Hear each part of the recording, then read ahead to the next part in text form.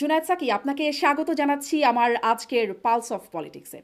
অনেকগুলো বিষয় নিয়ে কথা বলতে চাই, আপনি যত একটু সুনির্দিষ্ট করে বলবেন, যেহেতু আপনার সময়ের একটা সীমাবদ্ধতা আছে বলে আপনি আমাকে শুরুর আগেই বলছিলেন। শুরু করি, মানে রাজনীতি একদম প্রধান উপদেষ্টা যা বলছেন কবে নির্বাচন, সেই সেই বিষয়টি একটু পরে আসি, এটি একটা গুরুত্বপূর্ণ জায়গা, আপনাদের অবস্থান জানবো। শুরু করি একটু ইজতেমাকে ঘিরে যা ঘটনা ঘটলো। অনেক বড় একটা ঘটনা ঘটে গেল, 4 জন মানুষ প্রাণ হারিয়েছেন সাদপন্থী জুবায়েরপন্থীদের সংঘর্ষে। আমরা আসলে আগে থেকেই জানি যে এখানে একটা সাংঘর্ষিক দুটো পন্থা আছে, তাদের মধ্যে একটা সাংঘর্ষিক অবস্থা আছে। অতীতেও দেখেছি সংঘর্ষ, দুই গ্রুপে বিভক্ত হয়ে দুই ভাগে তারা ইজতেমাটা করে। মানে এই জানাশোনার পরেও সরকার, এরকম একটা ঘটনা ঘটলো, সরকারের ভূমিকা আপনি আসলে কিভাবে দেখেন? এক, এবং এই ঘটনার সময় আমরা দেখলাম, এই ঘটনা যখন ঘটছে বা ঘটনার আগে আলাপ আলোচনার মধ্যে দেখলাম ছাত্রনেতা, বৈষম্য বিরোধী ছাত্রনেতা হাসনাত সাদরিস, তারা দুই পক্ষের সাথে কথা বলছেন। এর আগেও আমরা দেখেছি যখন চিন্ময় দাসকে গ্রেপ্তারের পর সেখানেও আলাপ আলোচনার গেছেন সার্জিস হাসনাতরা, রাষ্ট্রপতি অপসারণের ক্ষেত্রে আলাপ আলোচনায় সার্জিস হাসনাতরা, মানে তারা সবখানে আসলে আলাপ আলোচনার দায়িত্বটা তাদের উপর গিয়ে কিভাবে পড়ছে। দায়িত্ব থাকলে তো দায়ও থাকে, আপনি কিভাবে দেখছেন?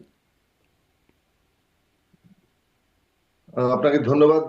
যারা এই অনুষ্ঠান দেখছেন সবাইকে সালাম এবং শুভেচ্ছা জানাচ্ছি।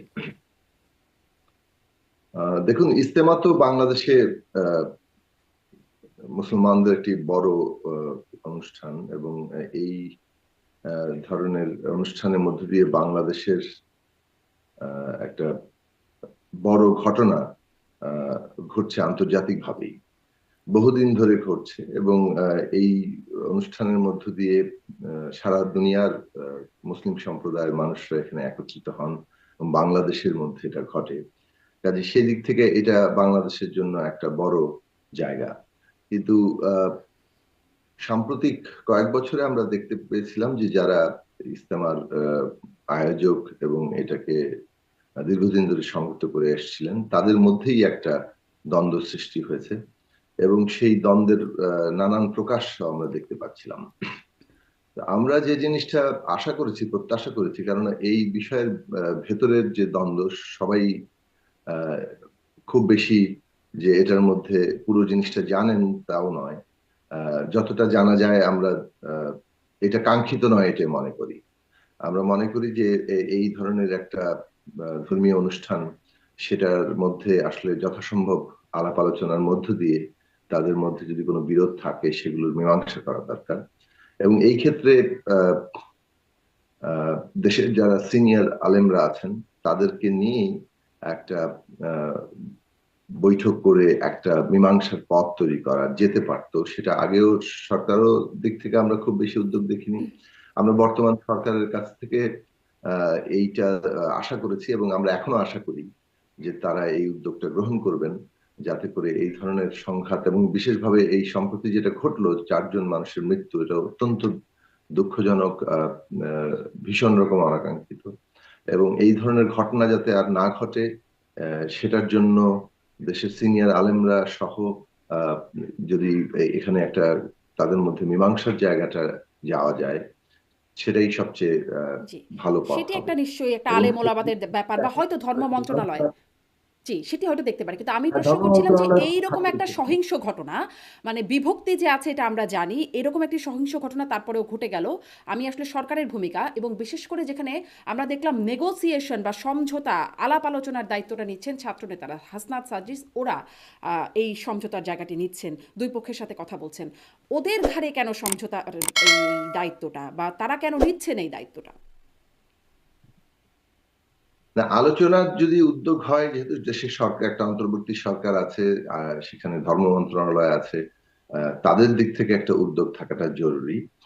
এবং তারাই দেশের সিনিয়র আলেমদেরকে এখানে যুক্ত করতে পারেন, এবং দুই পক্ষকেই একটা সমঝোতার মধ্যে নিয়ে আসতে পারেন।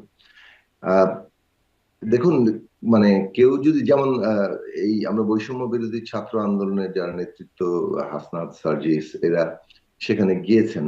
এখন কেউ নিজ দায়িত্বে সেখানে তো যেতেই পারেন, কেননা তারা যদি দায়িত্ব বোধ করেন যে এখানে একটা সমস্যা হচ্ছে এবং একটা সংঘাতের রূপ নিচ্ছে, মানুষের মৃত্যু হচ্ছে, সেখানে তারা আলাপ আলোচনা করে সেটা সমাধান করার উদ্যোগ নেয়ার দায়িত্ব বোধ করতে পারেন, কেননা তারা রাজনীতিতে সক্রিয় আছেন, দেশের এত বড় একটা অভ্যুত্থান হয়েছে, সেই অভ্যুত্থানের মধ্যে তাদের অংশগ্রহণ ছিল, ফলে তাদের একটা অ্যাপিল সারা দেশের সব স্তরের মানুষের মধ্যেই আছে।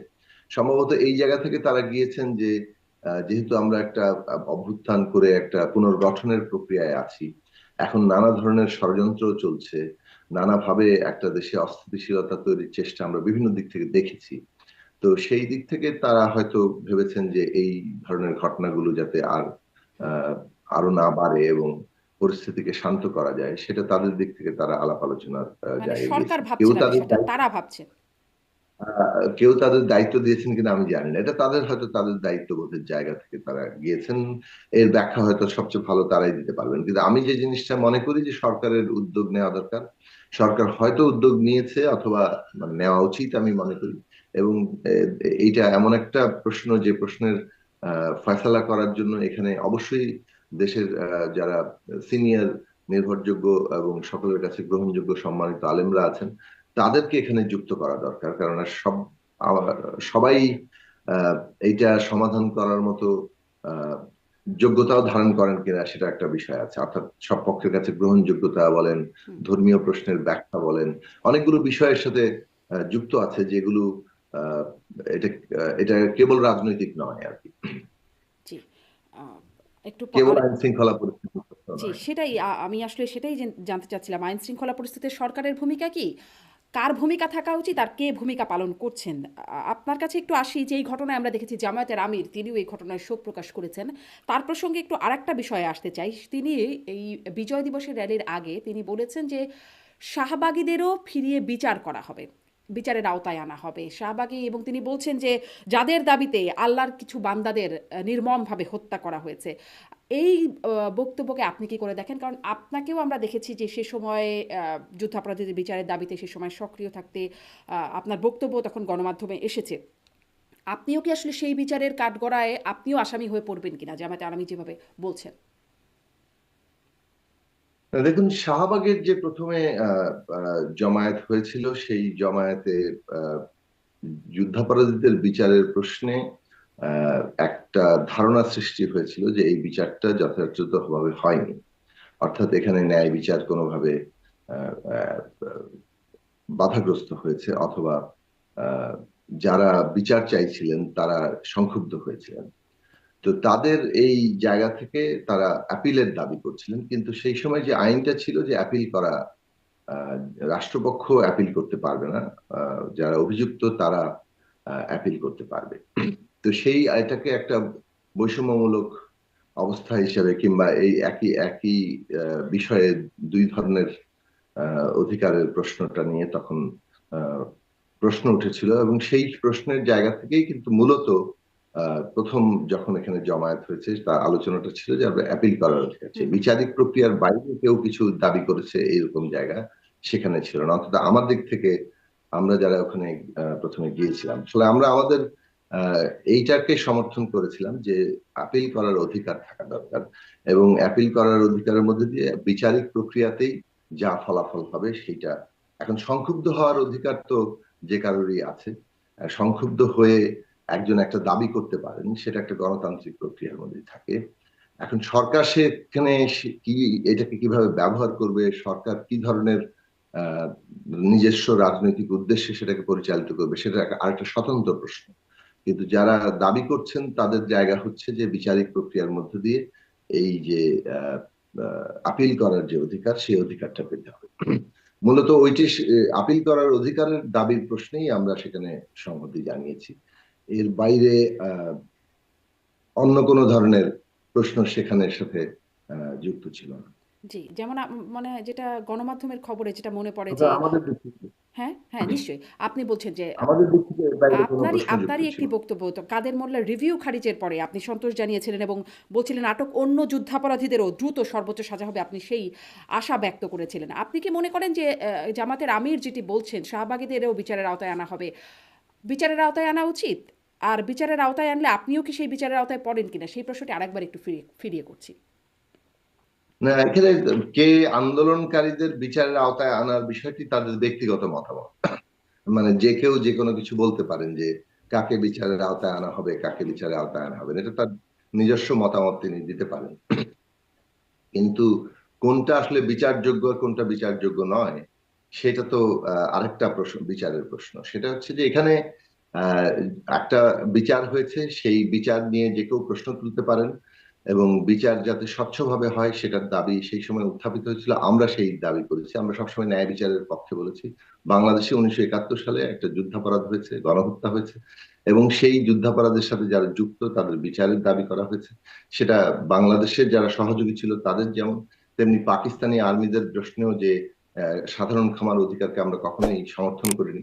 ফলে এই সমস্ত প্রশ্নগুলো আমাদের দিক থেকে আমরা বলেছি যে যুদ্ধাপরাধের বিচার বাংলাদেশের যাত্রার জন্য গুরুত্বপূর্ণ প্রশ্ন। এখন এই প্রশ্নে বিচার যাতে ন্যায় বিচারের জায়গা থেকে হয় সেইটার প্রশ্ন তখন আমরা বলেছিলাম, এবং ন্যায় স্বচ্ছতা ন্যায় বিচারের জায়গা কোনোভাবে যাতে প্রশ্নবিদ্ধ না হয়।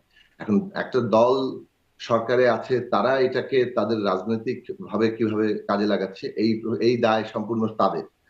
জনগণের দিক থেকে কিংবা যে যারা এখানে বিভিন্ন অংশ বিভিন্ন ভাবে যুক্ত হয়, কোনো একটা বড় মানে যখন স্বতঃস্ফূর্ত কিংবা বলেন যে একটা বড় আকারের জমায়েত কিংবা আন্দোলন যখন হয়, সেইখানে নানান পক্ষ নানাভাবে যুক্ত হয়। আমাদের দিক থেকে আমাদের সংযুক্ততার জায়গা ছিল যে আমরা এইখানে বিচারের যে প্রক্রিয়া, সেই বিচারের প্রক্রিয়ায় স্বচ্ছতা কিংবা ন্যায় বিচার ক্ষতিগ্রস্ত হয়েছে বলে মনে করা হয়েছিল, এবং এই জায়গা থেকে আপিলের অধিকার চাওয়া হয়েছিল।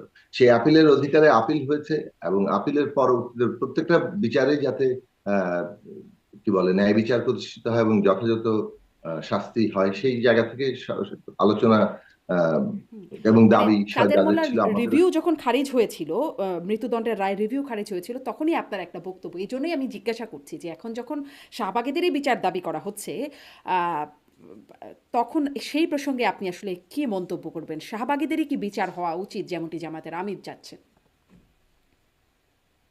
শাহবাগীদের বিচার হওয়া উচিত, এটা তো মানে জামাত ইসলামীর আমিরের দাবি। কিন্তু এটার কোনো রাজনৈতিক কিংবা আইনগত কোনো ভিত্তি নেই, কেননা যে কোনো আন্দোলন, যে কোনো দাবি যে কেউ উত্থাপন করতে পারে। যেমন জামাত ইসলামীর আমিরও এখন একটা দাবি উত্থাপন করছেন। আচ্ছা। আপনি কি মনে করেন যে আসলে আমাদের দেশের সংস্কৃতিগত কোনো পরিবর্তন হয়েছে? মানে জামাতে ইসলামী বিজয় র‍্যালির আগে এই বক্তব্যটি বলছিলাম যে তারা এখন বিজয় র‍্যালি করছেন, বিজয় দিবসে নানান উদযাপন করছেন, তারা খুব সক্রিয়। আম মানে এখানে কোনো মানে এখানে কোনো পরিবর্তন, কারণ জামাতের সেই যুদ্ধাপরাধের সাথে সম্পৃক্ততা, সেই বিষয়টি একরকম প্রমাণিত। এখন যদিও সেটা নিয়েও নানান যদি প্রমাণিত হয়, তাহলে অনেক যদি কিন্তু চলে আসছে। সেখানে কোনো শিফট হচ্ছে বলে আপনার মনে হয়? কার দিক থেকে শিফট? মানে আমাদের মানে যেই অবস্থানটার কথা বললাম, যে জামাতে ইসলামীকে সেই তখনকার জামাতে ইসলামী ৭১-এর আগে এবং এখন বিজয় র‍্যালি তারা করছে, এবং তারা এখনকার রাজনীতিতে বেশ সক্রিয় থেকেই বিজয় র‍্যালি করছে, বিজয় দিবসে বা বিজয়ের মাসে নানান রকম আয়োজন করছে। সেখানে আপনার কাছে প্রশ্ন করছিলাম যে আহ, কোনো এখানে কোনো পরিবর্তনের জায়গা আপনার মনে হচ্ছে কিনা যে এটাই খুব স্বাভাবিক একটা চিত্র? না, দেখুন, জামাত ইসলামী 1971 সালে রাজনৈতিক সিদ্ধান্ত নিয়ে পাকিস্তানের পক্ষ নিয়েছে, এবং পাকিস্তানি সেনাবাহিনী যে গণহত্যা, সেটার সাথে তাদের সংশ্লিষ্ট অনেকগুলো সংগঠনের যে সংযুক্ততা, এটা একটা ইতিহাসের অংশ। এবং সেই কারণে জামায়াত ইসলামী এবং তাদের সংশ্লিষ্ট সংগঠনগুলোর প্রশ্নে সবসময় এটা বলা হয়েছিল যে তাদের 71 সাল সম্পর্কে অবস্থানটা পরিষ্কার করতে হবে। ওই যে তাদের রাজনৈতিক সিদ্ধান্ত ভূমিকা, সেটা যে মানে সেটা বিষয়ে তাদের ব্যাখ্যাটা কি, মানে সেটা যে ভুল ছিল সেটা জনগণের বিরাট অংশ মনে করে ভুল কেবল নয়, একটা বড় ধরনের গণহত্যার সাথে তাদের সংযুক্তি। সেই প্রশ্নে একটা হচ্ছে আইনগত দিক, যে কারা এটার সাথে যুক্ত ছিল, তারা কি অভিযুক্ত কিনা, তাদের বিচার কিভাবে হবে। আরেকটা হচ্ছে রাজনৈতিক দিক, যে তারা এই প্রশ্নে তাদের যে নিজস্ব ব্যাখ্যা সেটা দেবেন, তারা তাদের ভুল স্বীকার করবেন, সেটার জন্য ক্ষমা প্রার্থনা করবেন। এই প্রশ্ন কিন্তু বহুদিন ধরে আলোচিত, এবং প্রশ্ন এখনো আছে হুম। যে জামাত ইসলামী কি আসলেই ক্ষমা চেয়েছে। তারা কখনো কখনো বলেন যে তাদের কোনো কোনো নেতা এটা চেয়েছেন, কিন্তু সেটা যদি চেয়েই থাকেন তাহলে তাদের তো এখন ব্যাখ্যা আর স্পষ্ট করে না, ক্ষমা তারা চাওয়ার আসলে ক্ষমা সুযোগ চান আছে। নাই। তাদের দলের মধ্য থেকে আবেদন করা হয়েছিল বা পরামর্শ দেওয়া হয়েছিল তাদের যে আইনজীবী ছিলেন। মানে কিন্তু জামাত সেটা তার মানে মানেনি। হচ্ছে যে যদি এই বিষয়ে একটা ধোঁয়াশা আছে, অর্থাৎ মানে এটা কোনো স্পষ্ট জায়গা তৈরি হয়নি। ফলে এখানে জামাত ইসলামী যদি এই এই সিদ্ধান্তের সম্পর্কে তাদের ব্যাখ্যা কি, তারা এই 71 সালের ভূমিকার জন্য তারা ক্ষমা প্রার্থনা করেন কিনা, সেই প্রশ্নটি কিন্তু এখনো আছে, এবং সেটা আমরা এখনো বলি। জি। জোনাল কি